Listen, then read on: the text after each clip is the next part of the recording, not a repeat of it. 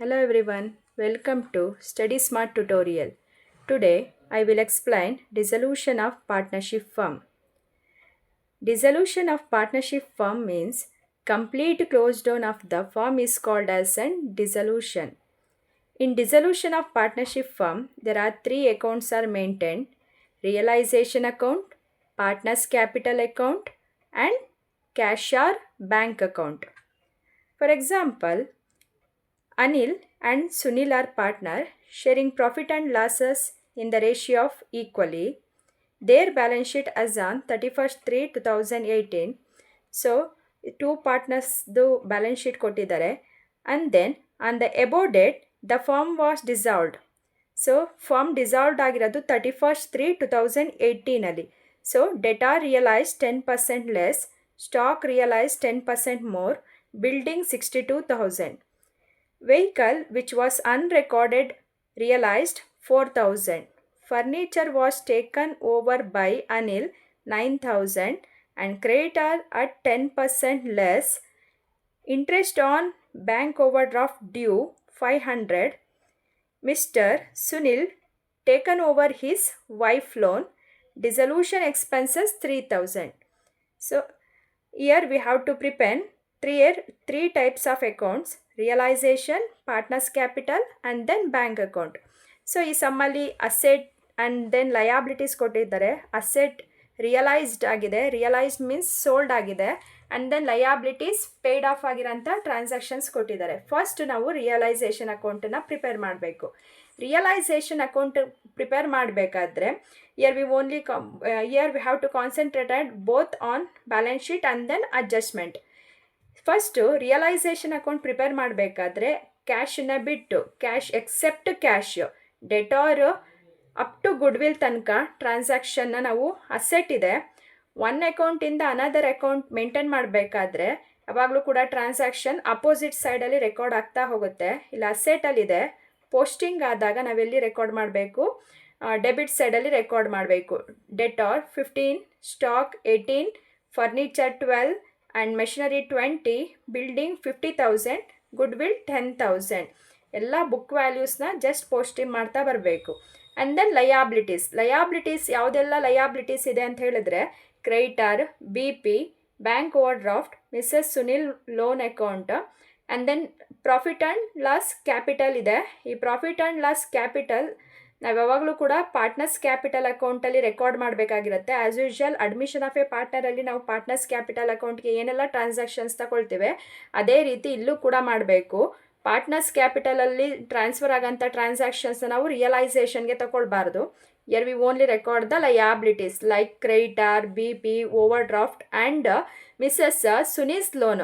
ಇದು ಸುನಿಲ್ ಲೋನ್ ಅಂತ ಕೊಟ್ಟಿದ್ರೆ, ಪಾರ್ಟ್ನರ್ಸ್ ಲೋನ್ ಇದ್ದರೆ ಡೈರೆಕ್ಟಾಗಿ ಬ್ಯಾಲೆನ್ಸ್ ಶೀಟ್ಸ್ ಬ್ಯಾಂಕ್ ಅಕೌಂಟ್ಗೆ ಹೋಗುತ್ತೆ. ಬಟ್ ಇಲ್ಲಿ ಕೊಟ್ಟಿರೋದು Mrs Sunil loan. So Sunil wife third person ಆಗಿರೋದ್ರಿಂದ ನಾವು ರಿಯಲೈಸೇಷನ್ ಅಕೌಂಟ್ಗಳಲ್ಲಿ ತಗೊಳ್ಬೇಕು.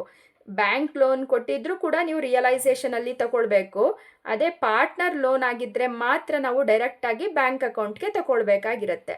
ಸೊ ಆ್ಯಂಡ್ ದೆನ್ ಈಗ ಪೋಸ್ಟಿಂಗ್ ಆದಮೇಲೆ, ಬ್ಯಾಲೆನ್ಸ್ ಶೀಟ್ ಪೋಸ್ಟಿಂಗ್ ಆದಮೇಲೆ ಅಡ್ಜಸ್ಟ್ಮೆಂಟ್ ಎಂಟ್ರೀಸ್ನ ಕಾನ್ಸಂಟ್ರೇಷನ್ ಮಾಡಬೇಕು. ಈ ಅಸೆಟ್ ರಿಯಲೈಸ್ಡ್ ಕೊಟ್ಟಿದ್ದಾರೆ. ಅಸೆಟ್ ರಿಯಲೈಸ್ಡ್ ಅಂದರೆ ಸೋಲ್ಡ್ ಆಗಿರೋದು. ಅಸೆಟ್ ಸೋಲ್ಡ್ ಆದರೆ ಇನ್ಕಮ್ ಆಗಿರುತ್ತೆ. ಸೊ ಅದನ್ನು ನಾವು ಯಾವಾಗಲೂ ಕೂಡ ಎಲ್ಲಿ ರೆಕಾರ್ಡ್ ಮಾಡ್ತೇವೆ? ಕ್ರೆಡಿಟ್ ಸೈಡಲ್ಲಿ ರೆಕಾರ್ಡ್ ಮಾಡ್ತಾ ಬರಬೇಕು.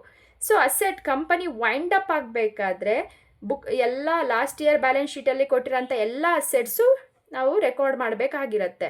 ಟೇಕನ್ ಓವರ್ಸ್ ಆಗಿದೆಯಾ ಅಂತ ಚೆಕ್ ಮಾಡ್ಕೊಳ್ಳಿ. ಟೇಕನ್ ಓವರ್ಸ್ ಆಗಿದ್ರೆ ಟೇಕನ್ ಓವರಲ್ಲಿ ಮೆನ್ಷನ್ ಮಾಡಬೇಕು. ಸೊ ಈಗ ನಮಗೆ ಇಲ್ಲಿ ಅಸೆಟ್ ರಿಯಲೈಸ್ಡ್ ಫಸ್ಟ್ ಒನ್ ಯಾವುದಿದೆ? Debtor 10% less. ಸಮ್ಮಲ್ಲಿ ಬ್ಯಾಂಕ್ ಅಕೌಂಟ್ ಹೇಳಿದಾರಾ ಅಂತ ಚೆಕ್ ಮಾಡಿ, ಇಲ್ಲಾಂದರೆ ಕ್ಯಾಶ್ ಅಕೌಂಟ್ ಹೇಳಿದಾರಾ ಅಂತ ಚೆಕ್ ಮಾಡಿ. ಇಲ್ಲಿ ಹೇಳಿರೋದು ಪ್ರಿಪೇರ್ ಬ್ಯಾಂಕ್ ಅಕೌಂಟ್ ಅಂತ. ಸೊ ಅದಕ್ಕೆ ನಾವು ಅಸೆಟ್ನ ರಿಯಲೈಸ್ಡ್ ಆದರೆ ಇಲ್ಲಿ ನಾವು ಚೆಕ್ಕಲ್ಲಿ ರಿಸೀವ್ ಮಾಡ್ತೀವಿ ಅಂತ ಮೇಂಟೈನ್ ಮಾಡಬೇಕು. By bank account debtor 10% less.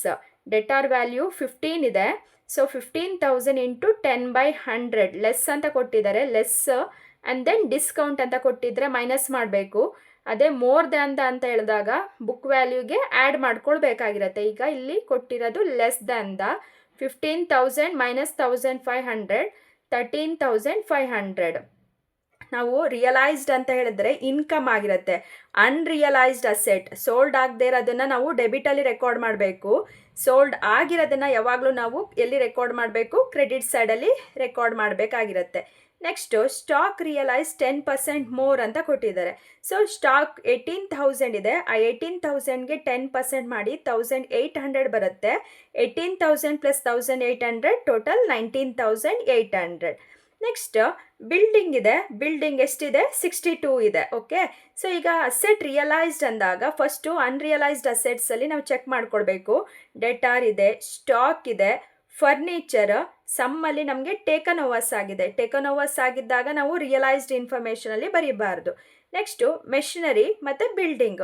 Machinery building information ಸಮ್ಮಲ್ಲಿ ಕೊಟ್ಟಿಲ್ಲ, ಅಡ್ಜಸ್ಟ್ಮೆಂಟಲ್ಲಿ ಕೊಟ್ಟಿಲ್ಲ. ಕಂಪನಿ ವೈಂಡ್ ಅಪ್ ಆಗಬೇಕಾದ್ರೆ ಈಚ್ ಅಸೆಟನ್ನು ನಾವು ರಿಯಲೈಸ್ ಮಾಡಲೇಬೇಕಾಗಿರುತ್ತೆ. ಸೊ ಸಮ್ಮಲ್ಲಿ ಟ್ರಾನ್ಸಾಕ್ಷನಲ್ಲಿ ಕೊಟ್ಟಿಲ್ಲ ಅಂದರೂ ಕೂಡ ನಾವಿಲ್ಲಿ ರೆಕಾರ್ಡ್ ಮಾಡಬೇಕು. ಮೆಷಿನರಿ 20,000 ಆ್ಯಂಡ್ ಬಿಲ್ಡಿಂಗ್ 50,000 ಅಂತ ಹೇಳಿ ಮೇಂಟೈನ್ ಮಾಡ್ಕೊಳ್ಳಿ. ಸಾರಿ, ಇಯರ್ ಬಿಲ್ಡಿಂಗ್ ರಿಯಲೈಸ್ಡ್ ಆಗಿದೆ ಎಷ್ಟು 1000ಗೆ? 62,000ಗೆ ಬಿಲ್ಡಿಂಗ್ ರಿಯಲೈಸ್ 62,000 ಅಂತ ಹಾಕ್ಕೊಳ್ಳಿ. ಬಟ್ ಮೆಷಿನರಿ ಎಷ್ಟಾಗಿದೆ? 20,000. ಓಕೆ, ನೆಕ್ಸ್ಟು ಸಮ್ಮಲ್ಲಿ ಅನ್ರೆಕಾರ್ಡೆಡ್ ಅಸೆಟ್ ರಿಯಲೈಸ್ಡ್ ಆಗಿದೆ. ಅನ್ರೆಕಾರ್ಡೆಡ್ ಅಸೆಟ್ ಯಾವುದು ಅಂದರೆ ವೆಹಿಕಲ್. ಅದು ಕೂಡ ರಿಯಲೈಸ್ಡ್ ಆಗಿರೋದ್ರಿಂದ ನಾವು ಬ್ಯಾಂಕ್ ಅಕೌಂಟ್ ಹೆಡ್ಡಲ್ಲೇ ರೆಕಾರ್ಡ್ ಮಾಡ್ಕೊಳ್ಬೇಕು. Vehicle unrecorded 4,000. ಸೊ ಇದನ್ನು ಇನ್ನರ್ ಕಾಲಮಲ್ಲಿ ಆ್ಯಡ್ ಮಾಡಿ ದೆನ್ ಔಟರ್ ಕಾಲಮಲ್ಲಿ ರೆಕಾರ್ಡ್ ಮಾಡ್ಕೊಳ್ಬೇಕು. ಸೊ ಇಷ್ಟು ಕೂಡ asset realised information. Next transaction ನೋಡ್ಕೊಳ್ಳಿ. Furniture was taken over by Anil ಅಂತ ಇದೆ. Furniture it is one of the asset, but ಇದು ಟೇಕನ್ ಓವರ್ ಆಗಿದೆ. ಟೇಕನ್ ಓವರ್ ಆಗಿದ್ದಾಗ ರಿಯಲೈಸ್ಡ್ ಇನ್ಫಾರ್ಮೇಷನಲ್ಲಿ ನಾವು ಮೆನ್ಷನ್ ಮಾಡಬಾರ್ದು. ಸಪರೇಟ್ ಹೆಡ್ಡಲ್ಲಿ ನಾವು ಯಾವ ಪಾರ್ಟ್ನರ್ ಟೇಕನ್ ಓವರ್ ಮಾಡ್ತಾ ಇದ್ದಾನೆ ಅದನ್ನು ರೆಕಾರ್ಡ್ ಮಾಡಬೇಕು. By Anil capital account within ಬ್ರ್ಯಾಕೆಟಲ್ಲಿ ನಾವು ಫರ್ನಿಚರ್ ಟೇಕನ್ ಓವರ್ ಎಷ್ಟು 1000 ಟೇಕನ್ ಓವರ್ ಆಗಿದೆ? 9. ಬಟ್ ಸಮ್ಮಲ್ಲಿ ಏನಾದರೂ ಕೂಡ ವ್ಯಾಲ್ಯೂ ಕೊಟ್ಟಿಲ್ಲ ಅಂದರೆ ಸೇಮ್ ಬುಕ್ ವ್ಯಾಲ್ಯೂನ ನಾವು ತಗೊಳ್ಬೇಕಾಗಿರುತ್ತೆ. ಬಟ್ ಇಲ್ಲಿ ಎಲ್ಲ ಟ್ರಾನ್ಸಾಕ್ಷನನ್ನು ರಿಯಲೈಸ್ಡ್ ಮಾಡ್ಕೊಂಡಿದ್ದೇವೆ. ಗುಡ್ ವಿಲ್ನ ನಾವು ತಗೊಂಡಿಲ್ಲ. ಗುಡ್ ವಿಲ್ ಯಾಕೆ ತಗೊಂಡಿಲ್ಲ ಅಂದರೆ goodwill means reputation of the business firm. Company wind up ಆಗಬೇಕಾದ್ರೆ goodwill is not necessary. So ಈಗ ನಾವು ಗುಡ್ ವಿಲ್ನ ಜಸ್ಟ್ ಪೋಸ್ಟಿಂಗ್ ಮಾಡಬೇಕು ಬ್ಯಾಲೆನ್ಸ್ ಶೀಟಲ್ಲಿ, ರಿಯಲೈಸ್ಡಲ್ಲಿ ತಗೊಳ್ಳಂಗಿಲ್ಲ. ಅದೇ ಸಮ್ಮಲ್ಲಿ ನಮಗೆ ಕ್ಲಿಯರಾಗಿ ಅಡ್ಜಸ್ಟ್ಮೆಂಟಲ್ಲಿ ಕೊಟ್ಟಿದ್ದಾರೆ goodwill taken over or goodwill realised ಅಂತ ಕೊಟ್ಟಿದ್ರೆ ಮಾತ್ರ ನಾವು ಗುಡ್ ವಿಲ್ ಇನ್ಫಾರ್ಮೇಷನ್ನ ಬರ್ಕೊಳ್ಬೇಕು. ಇದೊಂದು ತುಂಬ ಇಂಪಾರ್ಟೆಂಟ್ ಟ್ರಾನ್ಸಾಕ್ಷನ್, ನೆನ್ಪಿಟ್ಕೊಳ್ಳಿ. ಓಕೆ, ಸೊ ಇಲ್ಲಿ good will, intangible asset, reputation of the firm. Company wind up ಆಗಬೇಕಾದ್ರೆ ಗುಡ್ ವಿಲ್ನ ನಾವು ಕ್ಯಾರಿ ಮಾಡೋದಿಲ್ಲ. ಅದೇ ಅಡ್ಜಸ್ಟ್ಮೆಂಟ್ಸಲ್ಲಿ ಕೊಟ್ಟಿದ್ದು ಟೇಕನ್ ಓವರ್ಸಲ್ಲಿ ಇದ್ದರೆ ನಾವು ಕಂಪಲ್ಸರಿ ಮೇಂಟೈನ್ ಮಾಡ್ಕೊಳ್ಬೇಕಾಗಿರುತ್ತೆ. Okay, next transaction creditor at 10% less ಅಂತ ಇದೆ. ಸೊ ಲಯಾಬಿಲಿಟಿ ಪೇಯ್ಡ್ ಆಗಿಲ್ಲದೆ ಇರೋದು ಎಲ್ಲಿದೆ? ನಾವು ಕ್ರೆಡಿಟಲ್ಲಿ ಬರೆದಿದ್ದೇವೆ. ಅದೇ ಪೇಯ್ಡ್ ಆಫ್ ಆಗಬೇಕಾದ್ರೆ it is always treated as an expenses to bank account. Creditor 10,000 into 10/100 less ಅಂತ ಕೊಟ್ಟಿದ್ದಾರೆ, ಮೈನಸ್ ಮಾಡಿ ಇನ್ನರ್ ಕಾಲಮ್ 9,000. ಓಕೆ, ನೆಕ್ಸ್ಟು ಸಮ್ಮಲ್ಲಿ ನೋಡಿ ಅಲ್ಲಿ ಬಿ ಪಿ ಇನ್ಫಾರ್ಮೇಷನ್ ಕೊಟ್ಟಿಲ್ಲ.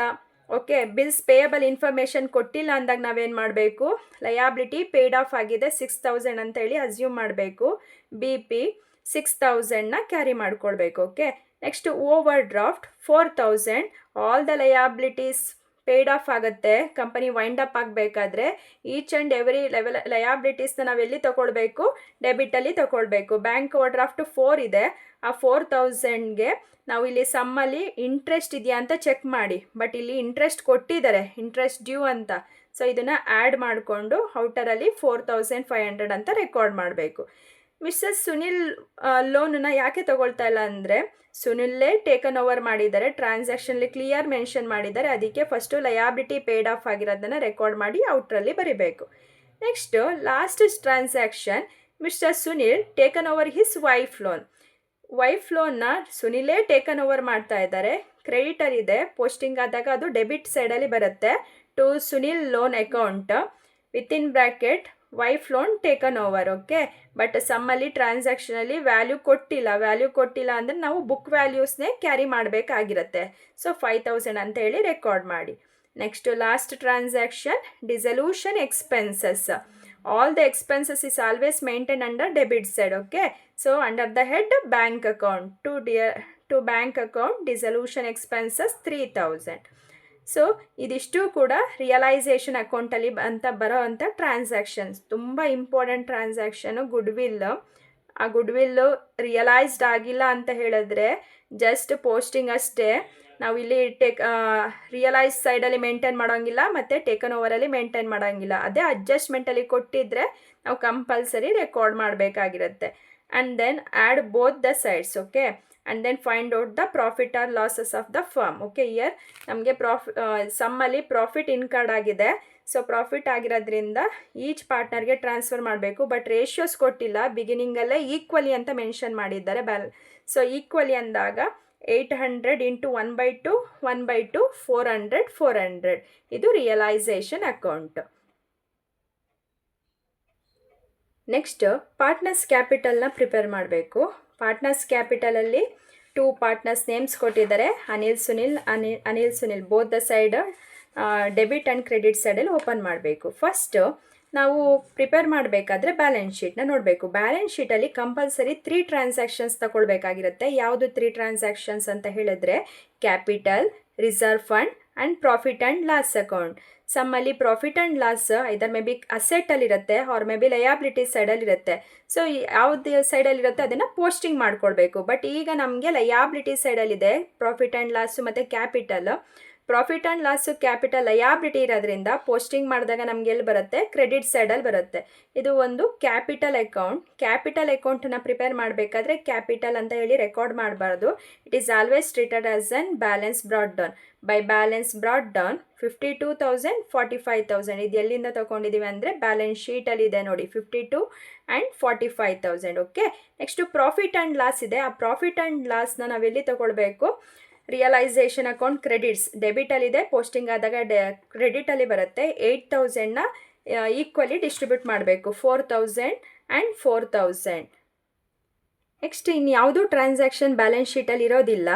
ಈಗ ನೆಕ್ಸ್ಟ್ ಏನು ಮಾಡಬೇಕು, ರಿಯಲೈಸೇಷನ್ನ ನೋಡಬೇಕು. ರಿಯಲೈಸೇಷನ್ ಅಕೌಂಟಲ್ಲಿ ಎಲ್ಲೆಲ್ಲಿ ಕ್ಯಾಪಿಟಲ್ ಅಂತ ಇದೆ just transfer the entries. Okay, so first credit ಸೈಡಲ್ಲಿ ನೋಡಿ, ಕ್ರೆಡಿಟಲ್ಲಿ ಅನಿಲ್ ಕ್ಯಾಪಿಟಲ್ ಅಕೌಂಟ್ ಅಂತ ಇದೆ, furniture taken over. Okay, so credit ಇದೆ, ಪೋಸ್ಟಿಂಗ್ ಆದಾಗ ನಾವು ಎಲ್ಲಿ ರೆಕಾರ್ಡ್ ಮಾಡಬೇಕು, ಡೆಬಿಟ್ ಸೈಡಲ್ಲಿ ರೆಕಾರ್ಡ್ ಮಾಡಬೇಕಾಗಿರುತ್ತೆ. ಆ ಡೆಬಿಟಲ್ಲಿ ರೆಕಾರ್ಡ್ ಮಾಡಬೇಕಾದ್ರೆ ನಾವು ಯಾವ ಅಕೌಂಟಿಂದ ಪೋಸ್ಟಿಂಗ್ ಮಾಡ್ತಾ ಇರೋದು, realisation account. To realisation account ಅಂತ ಹೆಡ್ ಬರೀರಿ. ಟೇಕನ್ ಓವರ್ ಆಗಿರೋದೇನು, ಫರ್ನಿಚರ್. ಯಾರು ಟೇಕನ್ ಓವರ್ ಮಾಡಿರೋದು, ಅನಿಲ್ಗೆ ವ್ಯಾಲ್ಯೂಸ್ನ ರೆಕಾರ್ಡ್ ಮಾಡಬೇಕು. ನೆಕ್ಸ್ಟ್ ಹಾಗೇನೆ ಡೆಬಿಟ್ ಸೈಡಲ್ಲಿ ನೋಡಿ, ಡೆಬಿಟಲ್ಲಿ ಎಲ್ಲಿದೆ ಲಯಾಬಿಲಿಟೀಸಲ್ಲಿ, ಡೆಬಿಟ್ ಸೈಡಲ್ಲಿ ಎಲ್ಲಿದೆ ಅಂತ ಚೆಕ್ ಮಾಡಿ.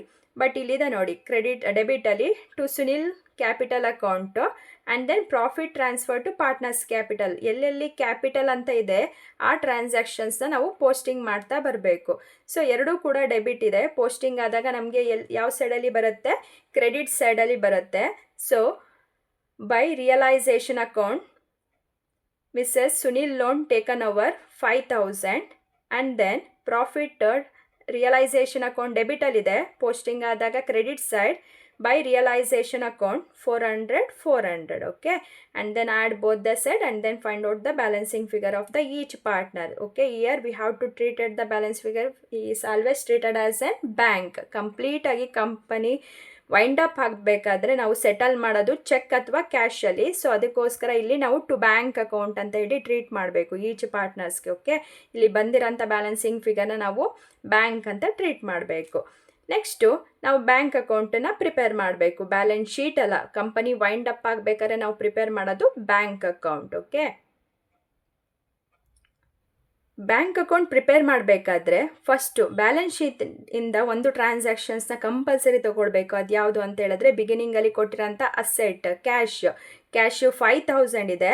ಆ 5,000 ಪೋಸ್ಟಿಂಗ್ ಆದಾಗ ನಮ್ಗೆ ಎಲ್ಲಿ ಬರುತ್ತೆ ಅಂದರೆ ಡೆಬಿಟ್ ಸೈಡಲ್ಲಿ ಬರುತ್ತೆ. To balance brought down. Okay, 5,000. Okay, ಕಂಪನಿಲಿ ಪಾರ್ಟ್ನರ್ದು ಲೋನ್ ಇದೆಯಾ ಅಂತ ಚೆಕ್ ಮಾಡಿ. ಅನಿಲ್ ಲೋನ್, ಸುನಿಲ್ ಲೋನ್ ಅಂತ ಹೇಳಿ. ಅನಿಲ್ ಲೋನ್, ಸುನಿಲ್ ಲೋನ್ ಇದ್ದರೆ ಲಯಾಬಿಲಿಟಿ ಇರುತ್ತೆ, ಪೋಸ್ಟಿಂಗ್ ಆದಾಗ ಯಾವ ಸೈಡ್ ಬರುತ್ತೆ, ನಮಗೆ ಕ್ರೆಡಿಟಲ್ಲಿ ಬರೋದು. ಬಟ್ ಇಲ್ಲಿ ಕೊಟ್ಟಿರೋದು ನಮಗೆ ವೈಫ್ ಲೋನು. ಈ ವೈಫ್ ಲೋನ್ ಎಲ್ಲ ಕೊಟ್ಟಿದ್ದರೆ ಡೈರೆಕ್ಟಾಗಿ ನಾವು ಲಯಾಬಿಲಿಟಿಲಿ ಡೈರೆಕ್ಟಾಗಿ ನಾವು ರಿಯಲೈಸೇಷನ್ ಅಕೌಂಟಲ್ಲಿ ಪ್ರಿಪೇರ್ ಮಾಡಿರ್ತೇವೆ. ಈಗ ನಾವು ಎಲ್ಲಿ ಕಾನ್ಸಂಟ್ರೇಷನ್ ಮಾಡಬೇಕು ಅಂತ ಹೇಳಿದ್ರೆ ನೆಕ್ಸ್ಟು ರಿಯಲೈಸೇಷನ್ ಅಕೌಂಟಲ್ಲಿ ನೋಡಬೇಕು. ರಿಯಲೈಸೇಷನ್ ಅಕೌಂಟಲ್ಲಿ ಎಲ್ಲಿ ಬ್ಯಾಂಕ್ ಇರುತ್ತೆ ಅದನ್ನು ಪೋಸ್ಟಿಂಗ್ ಮಾಡಬೇಕು. ಡೆಬಿಟಲ್ಲಿದ್ದರೆ ಕ್ರೆಡಿಟ್ ಸೈಡ್ಗೆ ಟ್ರಾನ್ಸ್ಫರ್ ಮಾಡ್ತಾ ಬರಬೇಕು. ಸೊ ಇಲ್ಲಿ ಕ್ರೆಡಿಟ್ ಸೈಡಲ್ಲಿ ಬ್ಯಾಂಕ್ ಇದೆ, ಅಸೆಟ್ ರಿಯಲೈಸ್ಡ್. ಓಕೆ, ಕ್ರೆಡಿಟಲ್ಲಿರೋಂಥ ಬ್ಯಾಂಕ್ ಪೋಸ್ಟಿಂಗ್ ಆದಾಗ ಎಲ್ಲಿ ಬರುತ್ತೆ? Debit side. It is always treated as an to realisation account. ಯಾವ ಅಕೌಂಟಿಂದ ಪೋಸ್ಟಿಂಗ್ ಮಾಡ್ತಾ ಇರೋದು? Realisation account. Within bracket asset realised 1,19,300. Okay, next ಹಾಗೆಯೇ ಡೆಬಿಟ್ ಸೈಡಲ್ಲಿ ನೋಡಿ, ಡೆಬಿಟಲ್ಲಿ 2 ಬ್ಯಾಂಕ್ ಇದೆ. ಒಂದು liability paid off, another one dissolution expenses. ಡೆಬಿಟಲ್ಲಿರೋದು ಪೋಸ್ಟಿಂಗ್ ಆದಾಗ ನಮ್ಗೆ ಯಾವ ಸೈಡಲ್ಲಿ ಬರುತ್ತೆ? ಕ್ರೆಡಿಟ್ ಸೈಡಲ್ಲಿ ಬರುತ್ತೆ. By realisation account liability paid off and by realisation account dissolution expenses. Okay, so ಇಷ್ಟು ಕೂಡ ರಿಯಲೈಸೇಷನಿಂದ ತಗೊಳ್ಳೋಂಥ ಟ್ರಾನ್ಸಾಕ್ಷನ್ಸ್. ಕಂಪಲ್ಸರಿ ನಾವು ಬ್ಯಾಲೆನ್ಸ್ ಶೀಟಿಂದ ತಗೊಳ್ಬೇಕಾಗಿದ್ದು ಯಾವುದು? Cash or bank account and partners loan. But ಈ ಪ್ರಾಬ್ಲಮಲ್ಲಿ ಪಾರ್ಟ್ನರ್ಸ್ ಲೋನ್ ಇಲ್ಲ. ಓಕೆ, ಸೊ ಆ್ಯಂಡ್ ದೆನ್ ರಿಯಲೈಸೇಷನಲ್ಲಿ ತಗೊಳ್ಬೇಕಾಗಿರೋಂಥ ಟ್ರಾನ್ಸಾಕ್ಷನ್ ಯಾವುದು ಅಂದರೆ asset realised, liability paid off and dissolution expenses. ಇದನ್ನು ಜಸ್ಟ್ ಪೋಸ್ಟಿಂಗ್ ಮಾಡ್ಕೊಳ್ತಾ ಬರಬೇಕು. ನೆಕ್ಸ್ಟ್ ಅಕೌಂಟ್ನ ಕಾನ್ಸಂಟ್ರೇಷನ್ ಮಾಡಿ. Okay, partners capital. ಈ ಪಾರ್ಟ್ನರ್ಸ್ ಕ್ಯಾಪಿಟಲಲ್ಲಿ ಕ್ರೆಡಿಟಲ್ಲಿ ಯಾವುದೂ ಬ್ಯಾಂಕ್ ಇಲ್ಲ. ಅದೇ ಡೆಬಿಟಲ್ಲಿ ಒಂದು ಟ್ರಾನ್ಸಾಕ್ಷನ್ಸ್ ಇದೆ, ಬ್ಯಾಂಕ್. ಈ ಬ್ಯಾಂಕ್ ಡೆಬಿಟಲ್ಲಿರೋದು ಪೋಸ್ಟಿಂಗ್ ಆದಾಗ ನಮ್ಗೆ ಎಲ್ಲಿ ಬರುತ್ತೆ? ಕ್ರೆಡಿಟ್ ಸೈಡಲ್ಲಿ ಬರುತ್ತೆ. ಸೊ ಇಲ್ಲಿ ಬ್ಯಾಂಕ್ ಅಕೌಂಟಲ್ಲಿ ಬ್ಯಾಂಕ್ ಅಂತ ರೆಕಾರ್ಡ್ ಮಾಡಬಾರ್ದು. ಸೊ ಇದು ಯಾರ್ದು capital? Anil capital 47,500, Sunil capital 54,400. Okay, so ಇದನ್ನು ನಾವು ರೆಕಾರ್ಡ್ ಮಾಡಬೇಕು. ಫೈನಲಿ ನಮಗೆ ಡಿಸಲ್ಯೂಷನ್ ಆಫ್ ಎ ಫಾರ್ಮಲ್ಲಿ ಬ್ಯಾಂಕ್ ಅಕೌಂಟು ಟ್ಯಾಲಿ ಆಗಬೇಕು. ಓಕೆ, ಟ್ಯಾಲಿ ಆದಾಗ 1,24,300 ಆ್ಯಂಡ್ 1,24,300. ಈ ಡಿಸಲ್ಯೂಷನ್ ಆಫ್ ಎ ಫಾರ್ಮಲ್ಲಿ ನಾವು ಕಾನ್ಸಂಟ್ರೇಷನ್ ಮಾಡಬೇಕಾಗಿರೋಂಥ transactions goodwill, joint life policy fund. ಯಾವುದೇ ಫಂಡನ್ನು ನಾವು ರಿಯಲೈಸೇಷನ್ ಅಕೌಂಟಲ್ಲಿ ಮಾತ್ರ ರೆಕಾರ್ಡ್ ಮಾಡಬೇಕು, ಅನ್ರಿಯಲೈಸ್ಡಲ್ಲಿ. ಬಟ್ ನಾವು ರಿಯಲೈಸ್ಡಲ್ಲಿ ರೆಕಾರ್ಡ್ ಮಾಡೋಕ್ಕೆ ಹೋಗೋದಿಲ್ಲ. ಆ್ಯಂಡ್ ದೆನ್ ಪ್ರೀಪೇಡು ಕೂಡ ಅಷ್ಟೇ. ನಾವು ರಿಯಲೈಸೇಷನ್ ಅಕೌಂಟಲ್ಲಿ ನಾವು ಜಸ್ಟ್ ಪೋಸ್ಟಿಂಗ್ ಮಾಡ್ತೇವೆ, ರಿಯಲೈಸ್ಡಲ್ಲಿ ನಾವು ಮೆನ್ಷನ್ ಮಾಡಿ ತೋರಿಸೋದಿಲ್ಲ. ಓಕೆ,